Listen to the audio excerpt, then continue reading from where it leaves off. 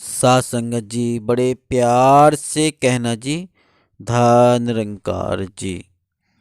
साथ संगत आज बहुत ही सुंदर विचार कि हम अपने आप को बहुत सजाते हैं।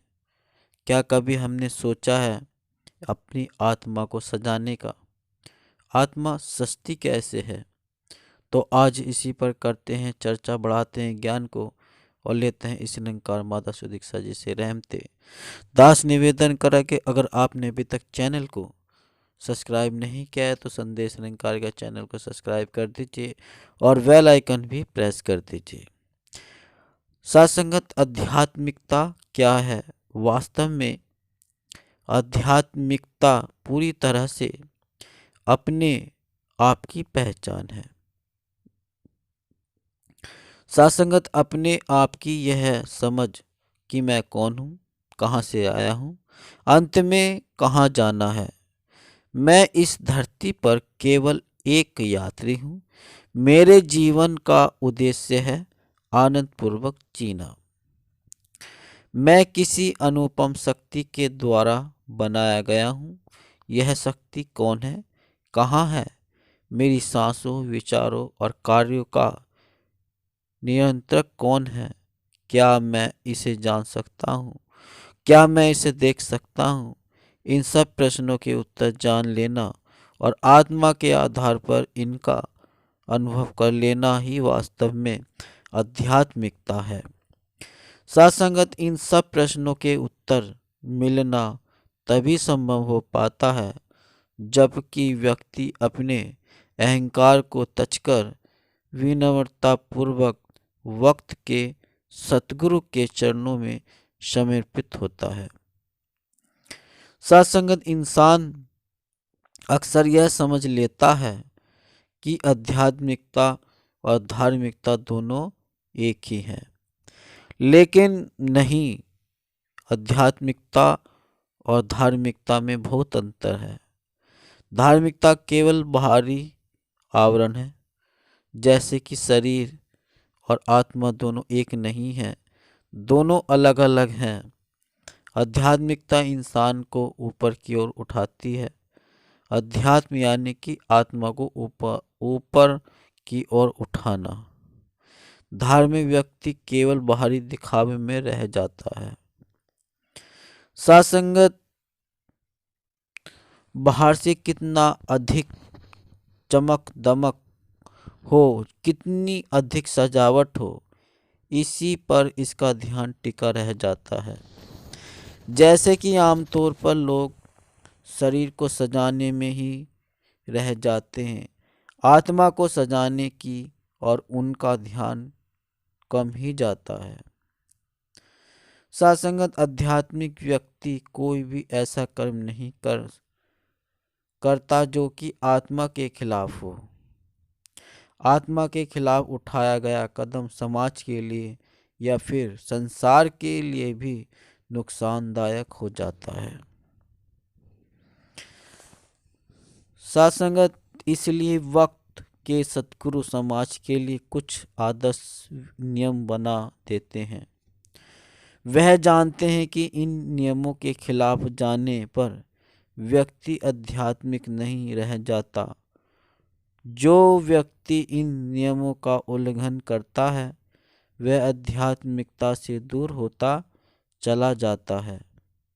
वक्त के सतगुरु मानव जाति को आध्यात्मिक ही बनाना चाहते हैं, लेकिन जब शरीर छोड़कर धरती से विदा हो जाते हैं तब लोग अपनी अपनी मति से उनके कथनों या ग्रंथों की या फिर नियमों की व्याख्या करने लग जाते हैं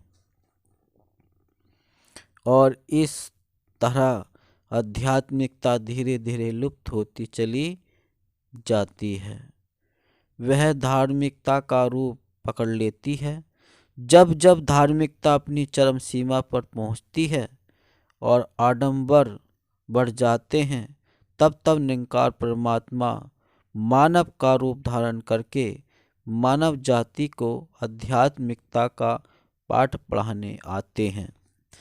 सासंगत मानव संसारिक पढ़ने में बहुत रुचि लेता है और हर प्रकार से यत्न करके वह सबसे आगे निकलना चाहता है। उसकी ऐसी ही सोच आध्यात्मिकता में आगे रहने की भी होनी चाहिए, लेकिन ऐसा होता नहीं।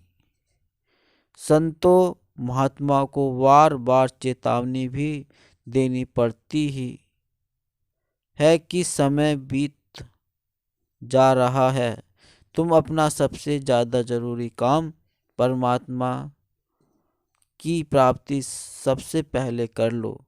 परंतु कम लोग ही इसे स्वीकार करते हैं। सासंगत वक्त के सद्गुरु द्वारा बनाए गए आदर्श नियमों का पालन करने वाले सज्जन ही सही मायने में मानव है। सही मायने में इंसान ही इंसान है। इंसानियत होना ही महापुरुषों मानवता होना है। इंसानियत होना ही इंसान होना है। और इंसानियत में क्या होता है, क्या करना, तो महापुरुषों इंसानियत में इंसानियत, अच्छे कर्म, अच्छी भावना, जैसे महापुरुषों किसी की मदद करना, किसी भूखे को खाना खिलाना, प्यासे को पानी देना या किसी ज़रूरतमंद की ज़रूरत को पूरा करना, किसी भी प्रकार से रुपए से, माया से, पैसे, जिस तरह से रोटी से करना, इंसानियत वाले कर्म जो करता है उसके अंदर इंसानियत, मानवता वाला कर्म हो जाता है तो वह मानवता ही कहलाता है। तो मानवता विकसित होती है। प्रेम, दया, महापुरुषों करुणा और सरलता, विशालता इत्यादि मानवीय गुण जिसके अंदर नहीं है, वे मानव तन पाकर भी सच्चे सुच्चे मानव कहलाने के हकदार नहीं होते। वो झूठ है। फिर उन्हें सिर्फ वैसा ही कहा जाता है जैसा कि कर्म करते हैं। जैसे कि रावण, उसने कर्म तो किया लेकिन उसने कोई इंसानियत या फिर रूहानियत वाले कर्म नहीं किए। घमंड रहा उसको अपनी शक्ति का, अपनी ताकत का। तो महापुरुषों सद्गुरु इन दिव्य गुणों के बारे में सिर्फ उपदेश नहीं देते हैं, बल्कि स्वयं जीवन जीकर मानव जाति के लिए उदाहरण प्रस्तुत करते हैं। कि उस सद्गुरु जैसे कि हम देख पाते हैं कि आज हमारे बीच माता सुदीक्षा जी, उनका जीवन कैसा है, तो उनके जीवन को देखकर शिक्षा प्राप्त होती है। जभी तो कहा है कि जीवन भर मानव जाति के लिए ये सद्गुरु उदाहरण प्रस्तुत करते हैं। महापुरुषों, जब इंसान और इंसानियत उसके अंदर होती है, अच्छे भावना, तो उसकी कदर भावना भी होती है। जो अच्छे गुण करते हैं, जैसे कि श्री राम पुरुषोत्तम राम कहलाए, तो ऐसे ही जब कोई अच्छे कर्म करता है तो कोई संत महात्मा कोई ऐसे ही उसके आगे नाम आ जाता है, अच्छी भावनाएं प्रकट हो जाती हैं। तो ऐसा ही हमें कर्म करना है, अच्छे बनकर एक मानवता वाले हमारे अंदर गुण लाने हैं। और इसकी परमात्मा की पहचान, हम कहाँ से आए हैं, कहाँ हमें जाना है। तो सत्संग दास निवेदन करता, अगर आपने अभी चैनल को सब्सक्राइब नहीं किया तो चैनल को सब्सक्राइब कर दीजिए और बेल आइकन भी प्रेस कर दीजिए। महापुरुषों जी प्यार से कहना जी, दया निरंकार जी।